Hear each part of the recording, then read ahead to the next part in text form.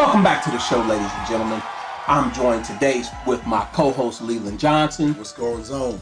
We have a wonderful student athlete on, Jeremiah Campbell from Tiffin University. How you doing?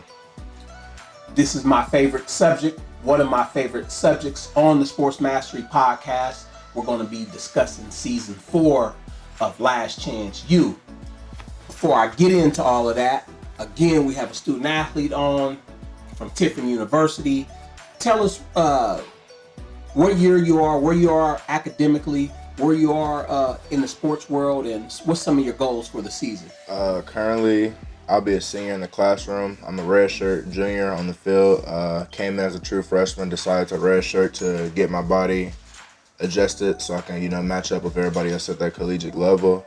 In the schooling side, I'm a psychology major. I started off as sports management. I thought sports would be okay because I've been doing it all my life, but felt like I want to learn people better, so I want to help, the youth and stuff like that in the future. I was all conference this past season, so, my goal this year is to come in stronger and faster and most definitely become an All-American. Let me ask you a question. You said you've been putting in some work lately. What have you been doing in this off season to prepare yourself for this upcoming season? So I flew in May, and literally 2 days after the plane flight, started training with DeShawn at pace. And we started off, going twice a day, but he said it's time to up it. So we've been doing it, 3 times a day, 11, 12:30, and then with another one at 5. So we've been at pace gym, jumping and working on strength, and then at Grant doing a lot of conditioning and stuff like that, learning like stance and starts.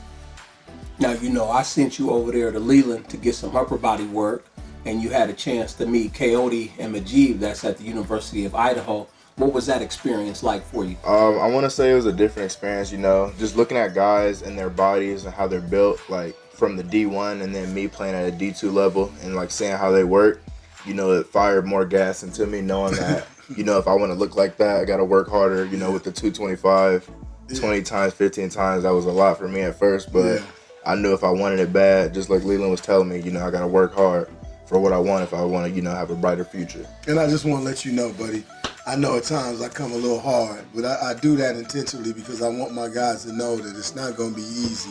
And I just want to look in their eyes when I deal out those harsh comments. I want to see if they're submissive or if they're looking at me and going, okay, well, that makes no difference to me. I'm going to keep on going. And you gave me that look in your eyes like you wanted to keep going. So. Yeah, that's what I like. I like the fact that it's somebody that's going to push me. I don't want somebody that's going to be like, oh, come on, you could do this, or, just let me go on about my day. I want somebody that's going to push me because, that's what's going to help me get better for the future. And no, me and him would have our day-to-day comments, and I would often ask about you because I just wanted to know that's a main ingredient that you're going to have. You're going to have to want to outwork the next guy. You're going to have to, when you come inside of the gym, or when you get on the practice field, you want to go seek out the biggest, baddest cat out there and just put yourself up against it. You may get defeated that day, but you'll find out where you really are. You feel me? Mm-hmm. And in a lot of situations, just to even put yourself in that situation, you'll gain a lot of respect. You know what I'm saying? So I think you're going to do well, man. Thank you, I appreciate it. Now, what I want to ask you is we've got a lot of work in this summer, 3 times a day. There's been a few 4 times a day workouts. You going into your junior season, you're a senior academically. As far as the preparation going into the season and some of the things that you've been through training with me, a little bit of time with Leland, what advice would you give to the young student athlete as far as like their approach to the game of football at a high level? I just want to basically start off with saying just trust the process. Like, when you first get started, it's going to be real hard. You're going to think, you can't do it, but it's the fact coming day-to-day basis, like you said, 3 times, 4 times a day, that's going to help you start developing a little faster, and then you start getting the hang of it and know what to look forward to so you won't be caught off guard. I can appreciate that. Now, as I said before, ladies and gentlemen, we're discussing season 4, episode 1 of Last Chance U. We're going to talk about J.B. Brown. There's Bobby Bruce. You got some new characters that you're going to fall in love with. Kalen Davis. I think one of the other quarterbacks, Jay Jones. I got my notes here.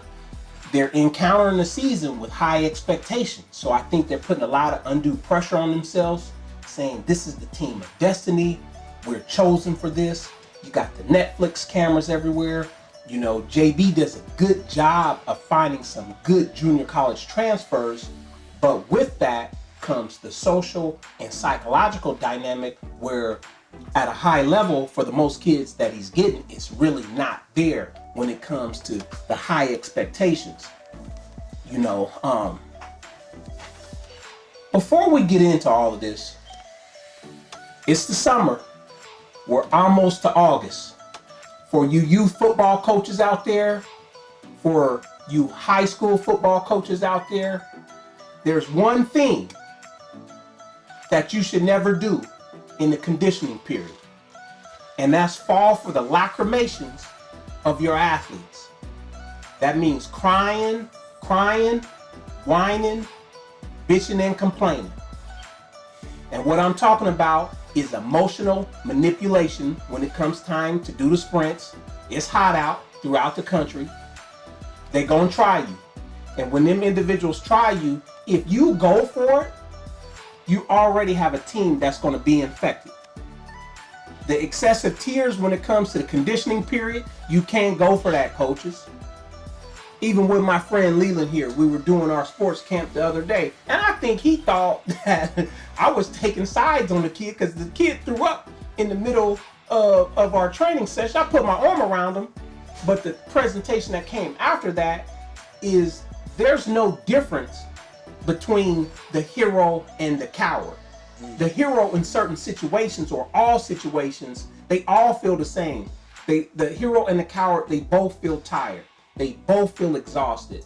They both feel anxiety. They both feel the pressure. They both want to throw up, or they both might throw up.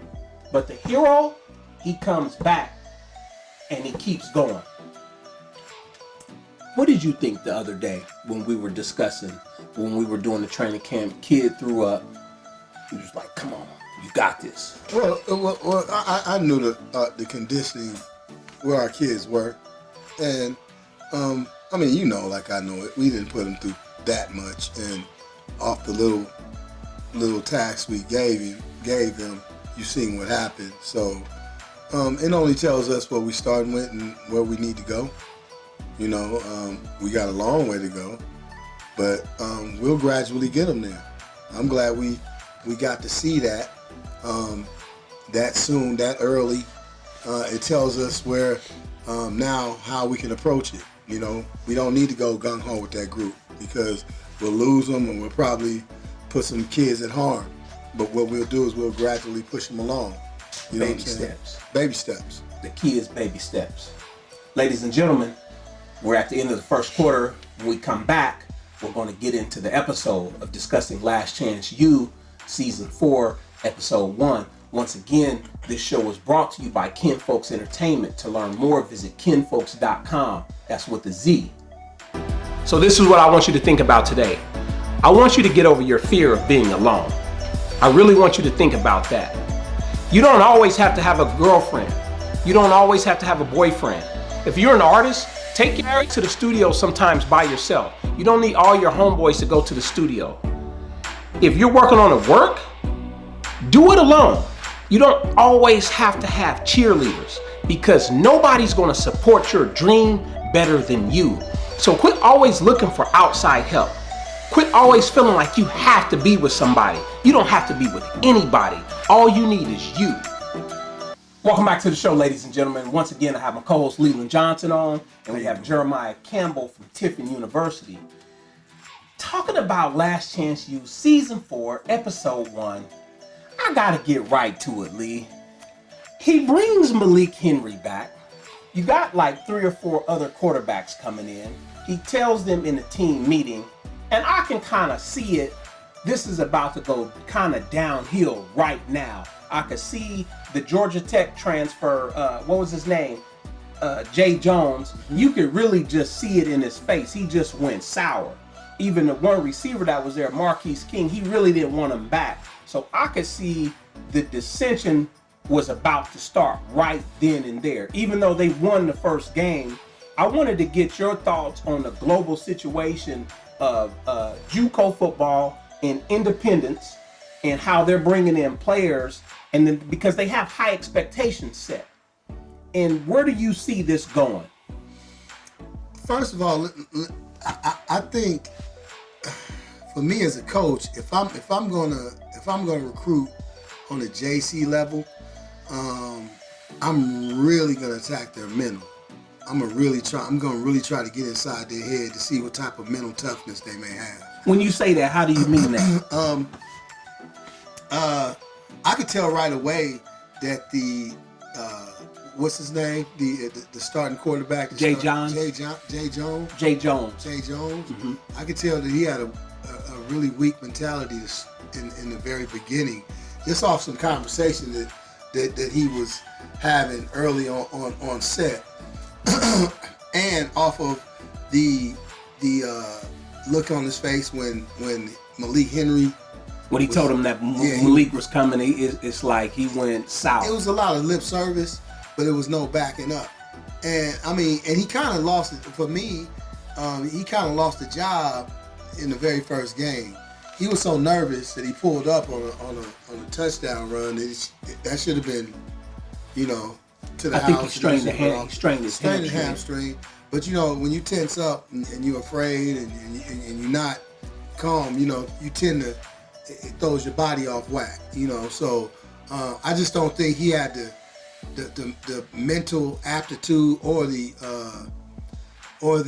mental toughness to lead that team anyway. So to me, he had made two bad choices to go with at quarterback, and then he put himself in a position where the best thing out there was Malik Henry, and Malik had his problems that he had last year. He hates getting hit. So he throws off the back foot, and every time, never steps into his throws. And, all you got to do is watch film to see it. Now, Jeremiah, you saw the episode, based on our conversation so far. What's some of your thoughts on, episode 1? So basically starting off with the Malik Henry coming back, I felt like, that was kind of a trust thing. Like, like you said, he already had 3 other quarterbacks there, bringing him in. Like, where was his trust with those other 3 quarterbacks that he recruited in? You know what I'm saying? Like, if you trusted those guys, you wouldn't really have to bring somebody like that back in. That was already, I want to say, kind of like a cancer to the team, like you saw throughout the last season. Bad attitude and stuff like that. That kind of helped bring the team down, and like even some of the other guys that were captains saying like, we don't think that's good for the team. But check this out though. In the episode, you heard some of the players complaining about Jay's practice sessions, saying that he wasn't throwing the ball on point, and that early on they were like, we may have to bring somebody in. So obviously in practice, these guys didn't look very good because their own teammates were complaining. So what do you say about that? Yeah, I do want to say, like, I feel like, even in the very beginning when they showed him, doing one-on-ones and throwing the ball, he looked really good. But I feel like his confidence went down when he found out Malik was coming back in. And I feel like, that was a point to see what he would do if he would rise up to the occasion or not. And as we all saw, it showed that he did, start having bad practices, I want to say it was probably nervous because he knew any little mistake, it could be like that. You know what I'm saying? They would put like Malik in. Yeah, and there was I think Leland, the team had an undue amount of pressure on him because one, you get JB, he has to realize you get kids coming to your school because they know they're going to be on camera, and they know when the camera's on them, they're going to act a certain way.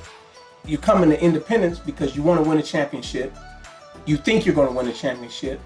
You think you're going to get out, and now you got everybody in the media setting these high expectations. You got Hollywood there. You got this guy on the radio station saying that this is the chosen team. This is a team of destiny, and you're putting all these kind of like accolades on the team before they deserve it. So it's kind of like some pressure there without the hard work. And it's not even just the players. It's the coaches also. And hell, after the first episode, Davis makes a phone call, the defensive end, Kalen Davis. Jalen Yeah. Davis makes a Kalen. phone call. Kalen makes a phone call back home, and he's talking to his brother on the phone. And as he talks to his brother, he spells out Netflix. You know, he's like, Netflix, bro. Netflix, bro. And his brother, who couldn't spell, was like, what? Huh? What are you talking about? And he had to go, dude, Netflix, man. You know what I'm saying? So that shows you their mentality coming into it. You can't really blame a lot of this on JB, man. Because when you got, it's a totally different situation that was before. Okay? It was their first time on camera. So a lot of the cameras being around, they didn't know what that was about. That looked like to them like, okay, maybe he's filming this for, you know, some other situation. And then when they caught on, probably, oh, they're going to put this on TV? Oh, wow. When I was the new group, they coming in going, man, we going to be on TV, bro. Bro, right. And that right there was a clear example of you dealing with a whole different animal. And I thought it really to be a shame that they knew this, and then you would have individuals that was caught smoking weed, or, you know, like Bobby Bruce stealing. I'm like, bro. Yeah, and that's later. We'll save that for later. This is a but it's a documentary. Right. It's almost like a documentary, and correct. Cameras are going to be everywhere. That's right. You know, and if you had the type of individuals that came in there, well, if you had those type of individuals, they wouldn't be in junior college. They would be on a Division I, in a Division I situation. So that's another conversation to have. But folks, look, we're gonna continue on. We're gonna talk about this a little bit more about JB and the crew and how everything is going over there at Independence College. So that's right. We'll be back to you after the break. Are you ready to become a high-performing athlete? Build your self-confidence, strong sense of motivation, the inner desire to succeed, become a natural goal setter while working on your self-discipline, staying optimistic while having a sense of belonging, becoming a natural leader, and be willing to take criticism while being humble. Ability to manage your stress while keeping low anxiety, keeping your focus strong and trusting in the process while being resilient, vulnerable, but a perfectionist, getting that killer instinct and willing to fight, but appreciating everything that you learn along the way.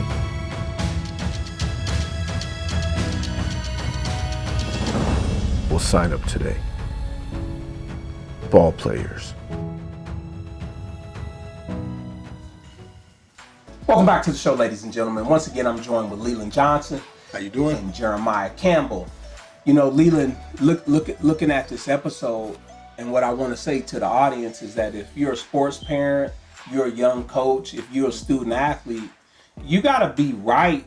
You got to start getting right in middle school and definitely in high school. So then when you do go on the recruiting process, especially being a qualifier, you do things right the first time and put yourself in a position to where you can exhibit some patience, because it seemed like some of these kids, they'll just get pissed off at whatever school they start at. Like Malik was at Florida State, didn't go his way.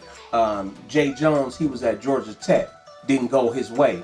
You know, not really getting in trouble, but they left for whatever reason because they wasn't the man anymore coming out of high school. So a lot of this goes back to your initial recruiting, doing the right thing. Sometimes going to a Florida State or a Georgia Tech, it might have been better to go to the Nevada or the mid-major the first time, instead of always reaching for that fruit that you can barely get to, you know, because then we dream, right? But then you have to have people in your corner that's practical and pragmatic about these situations and can look at it, you know, from a realist perspective, if that's the right word. Right. You know, you have a saying, you say, sometimes you say, I hope some of this you guys don't take personal, and, you know, but it's going to sound like we beat up on the parental group a lot. And it's not that we beat up on the parental group a lot, We're just trying to make them realize how much control they have over the situation. And those mistakes that were made with those two athletes, those were parental mistakes. You have to you have to be real with your kid, and you have to let your kid know early on what type of situation they're dealing with. Several times I told my son in high school that college sports was a business. That's right. And you got to understand it as a business. So when Eric Musselman left and went to Arkansas, and he had to go through he understood by that time it was a business. That's why his transition mentally was very easy. Now he had teammates that they still dibble and dabble back and forth on what to do, but that's because they took some of the things that went down personal. It's not personal. Now, Jeremiah, you from Columbus, Ohio.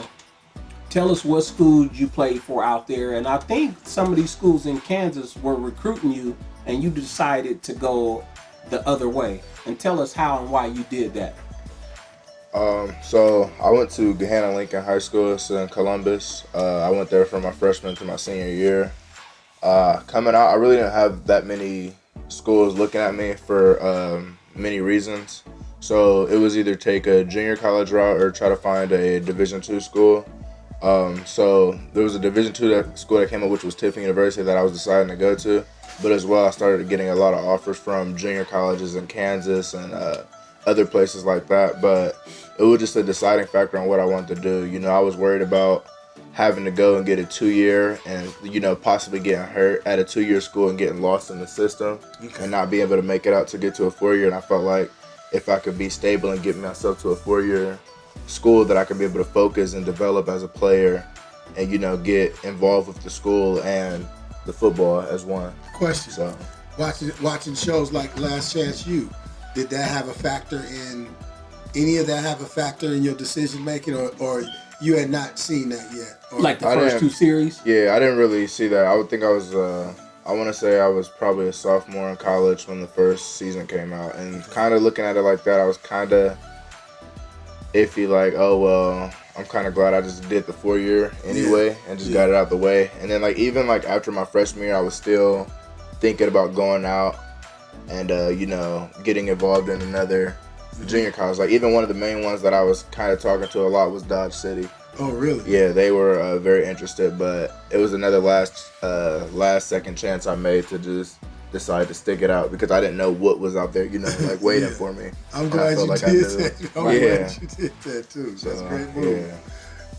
Yeah, so sometimes, it helps you to be a sharp sports parent, but then the athlete can also help himself. They've been brought up a certain way to look at things objectively and then make a conscious decision to do the right thing and play at, like we've often said, shout out to my man E40.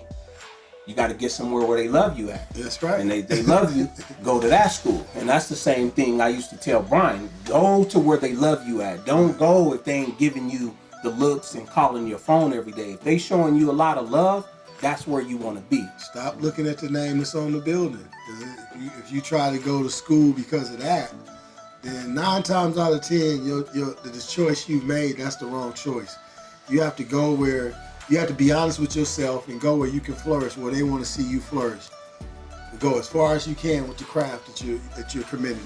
Yeah, and we were talking earlier, Leland, about character and self-belief. And when you look at some of the kids that came in on this season, the character isn't there. And what I mean by character is you carrying yourself in a way to where when something needs to be done, by any and all circumstances, you get the job done. Whether that's going to practice every day, executing in practice, being in class, getting your homework done, going through that with confidence, because you could see with Kalen Davis, outstanding defensive end, primetime athlete, but the negative self-talk. I struggle with school. I ain't gonna make it. And then you have another woman, the English teacher. I forget her name, but she's doing her best to help him. And then, he making her job difficult. You know what I mean? So I like what you said, as far as he got a lot of dudes in. You got great guys in on paper, but the character isn't there. Right. you know. Right, and it wasn't just the athletes, the players, coaches also. You got to understand, he had a new coaching staff, and those dudes were thinking about, you know, the whole television aspect of things. You know, he attacked it in one episode and was asked the coaches, do they respect you or do they fear you? And they couldn't say one was the other. Right now, folks, again, we're talking about Last Chance U and some of the incidents that went on during the season. So this is what I want you to think about today. I want you to get over your fear of being alone. I really want you to think about that. You don't always have to have a girlfriend. You don't always have to have a boyfriend. If you're an artist, take Eric to the studio sometimes by yourself. You don't need all your homeboys to go to the studio. If you're working on a work, do it alone. You don't always have to have cheerleaders because nobody's going to support your dream better than you. So quit always looking for outside help. Quit always feeling like you have to be with somebody. You don't have to be with anybody. All you need is you. Welcome back, folks. We were talking about Offset. Me and DeShawn were having a discussion, and our discussion was based on DeShawn. What if he had approached this season with minimal expectations, and then first by letting his team know that whatever expectation or whatever they had accomplished last year, that was last year's team, and this year's team was a totally different team. Where do you think, or what could have been done to kind of, because, you know, after Dodge City, you would have thought that, you know, everything that was being said was going to be true. Was there anything that you saw that you could have said, you know, hey, slow down, you know, don't let this get above you. Let's check ourselves. Where did you see that? Did you see anything? Up until that point, after the Dodge City game, did you see anything that would have made you say that if you were in the moment? Well, it's just like you said, even when I'm working with athletes, and then like our Cleveland youth football team, last year was last year. We took a team that was 0-16 over 2 years, and we went 8-1, and now this is a new team. So right now is we have to take effective action to do the necessary things day by day to enhance our kids, find their strengths, find their weaknesses, and then build them up. So the first thing you have to do is look into the past and figure out a way to duplicate that success, knowing that each kid is going to have a different set of problems. Each kid is going to have a different psychological makeup. Each kid is coming from a different social dynamic. So we got to go learn about each and every kid, you know, and from that point, when we get that group of kids, you got to figure out a way to instill discipline. Everything starts with discipline, you know. Now outside of that, it's like, now I got to figure out a way to test these kids early on and weed some out. And like Malik had weeded himself out. So now you got to go through this whole process all over again. One, I'm not bringing him in, but I know if I got 5 quarterbacks, 8 running backs, we're going to have to narrow it down. And part of that, if you're a student athlete listening to this, it's like you could tell Leland that he sold Jay Jones, and then he brought Malik in. He told him and there's another thing. There's a whole bunch of things that you really can't see behind the scenes unless you're really looking at this, and you can read in between the lines. But nevertheless, you have to put the kids in a situation where there's going to be some discipline, and you force them to grow and put them in some pressurized situations and put them up under some stress, so then you can look back and then there's an opportunity to reflect, you know, and you got this window, but we've been coaching so you can compress it. You keep saying discipline. Yes. Discipline. And it's interesting because you say discipline, and then the first time you see Carson City in this episode, you see them in like a militaristic type situation. What you talking about, Dodge City? No. As I think, Carson City. Garden City. Garden City. Yes. Garden City. you see them in like a militaristic type of situation. And then you see him like making a cadence call, like he's making a cadence call to like a drill team. And everybody's so. And then the athlete would bark back his responsibility. And this is the type of discipline that he had at that particular time. So you're talking about Jeff Sims? Yeah, that coach. Yeah. It was no way. And his whole attitude was something else. We'll talk about that another time. But there was no way that ICC was going to beat them because he had already attacked that. He had already, that discipline thing, he had already instilled that inside of his athletes. And that was one thing that you've seen from the start with ICC. There was no discipline anywhere.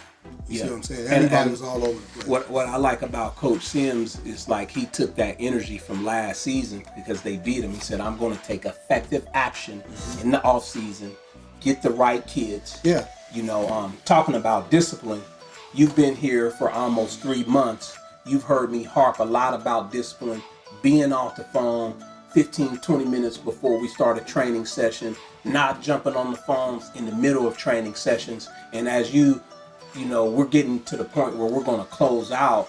Your whole summer has been filled with discipline because, you know, I have high expectations. You know, Leland has expectations, the people that come in the building. What is some of your thoughts on discipline that you would want to leave the student athlete with? Discipline will take you a long way, you know, whether it's on the field, like in your sport, or even off the field, you know. And like, that's the crazy part about how he harps on it so much. It helps you because, you know, even if you get in the workforce, you know, not having phones, a lot of people can't use your phone, stuff like that. You know, that's something that can get you fired. And just attention to detail. So just stuff like that will, you know, keep you on the right track and get you where you want to be. Leland, did you have one more last word? No, oh yeah, I do. Kids out there, if you can, take advantage of all the media outlets and all the media information that's out there for your prospective sport. Football players, Last Chance U is a great chance for you to learn about the do's and don'ts of recruiting and college football. There's situations out there for basketball. Take advantage of what's out there for yourself, please. Yeah, I want y'all, ultimately, I want y'all to have the edge. I want you to be able to take effective action. I want you to be able to develop discipline, have a growth mindset, be able to expand your mind in the form of reflective thinking. You got to go to sportsmastery.com, click on the icon, the edge. That's what we're talking about here. This is going to carry you a long way. Sports parents, you can work through this with your middle school kid. Coaches, you can work through this with your high school kid. You know, I appreciate y'all listening today. Once again, this was brought to you by Kinfolks Entertainment. You can learn more at kinfolks.com.